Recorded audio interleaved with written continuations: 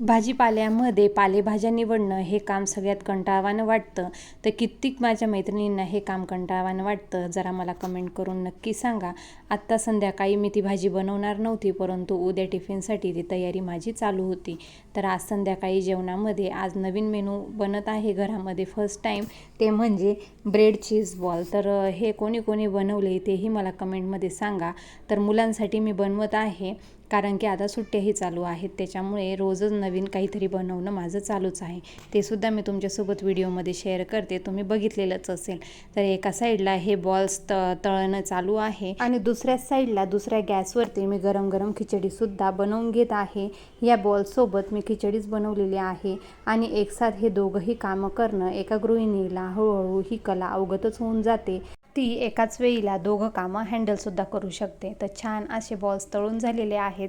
सॉससोबत ते खूप टेस्टी लागत होते.